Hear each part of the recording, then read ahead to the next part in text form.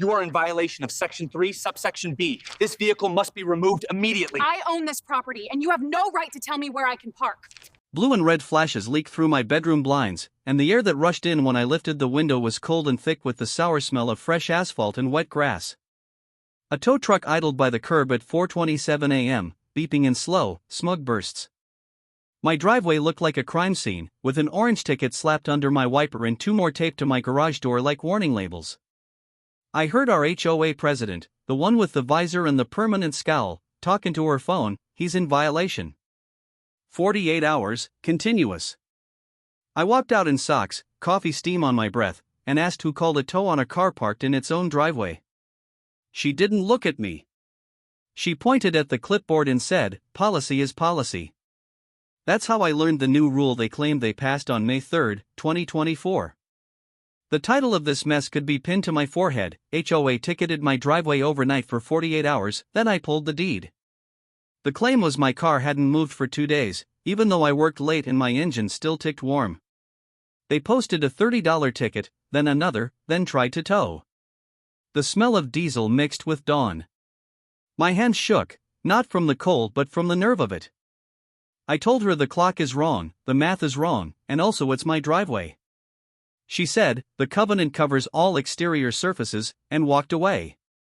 I tried to be decent. I called the office at 9:00 a.m. and asked for a simple talk.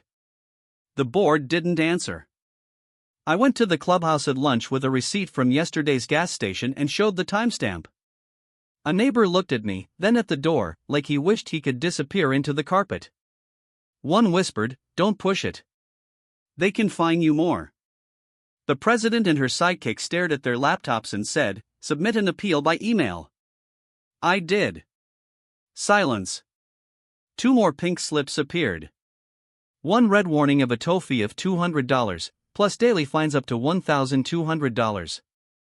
People shut their blinds when I walked by. The street felt colder than the morning. I could hear the soft hiss from sprinklers and the hard click of my own patience running out. I set my line in the sand that night. No yelling. No scams. Just proper channels and facts. I made coffee, spread everything across the table, and started a plan. I lined up photos, emails, and call logs in a binder. I added my doorbell videos with timestamps and a printed gas receipt from 8:42 p.m. the night before. I opened public records on the county site and found our plat map. Then I went deeper: parcel maps, easements, the original developer's covenant. The file landed with 63 pages. I stayed up until 1:30 a.m., highlighter squeaking, pages flipping, the smell of paper and ink filling the kitchen.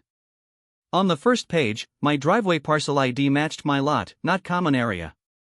A simple law line hit me like a light switch: you can't enforce HOA rules on property you don't control. I put a sticky note on it like it was treasure. I drafted a timeline in plain words, taped to the front. Timeline item 1, April 5 at 4:27 a.m. false trespass call. The trap set itself. I requested a special hearing for the next board meeting and invited the city code inspector and a police community officer, both by email, both polite. On meeting night, the clubhouse smelled like weak coffee and floor cleaner. Chairs scraped. Phones came out. I stood there in jeans and a hoodie and said, "This is simple." Then I placed the plat map on the projector.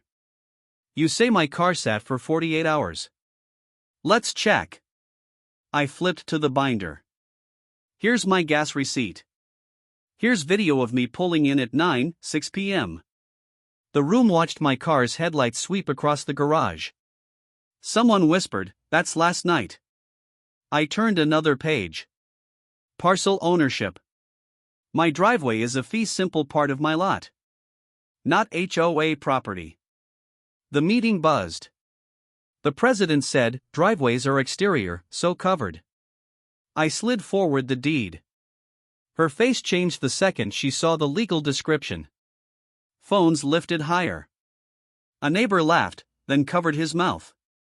The sidekick muttered, "Are you serious?" out loud, and 2 teens near the back started filming a play-by-play.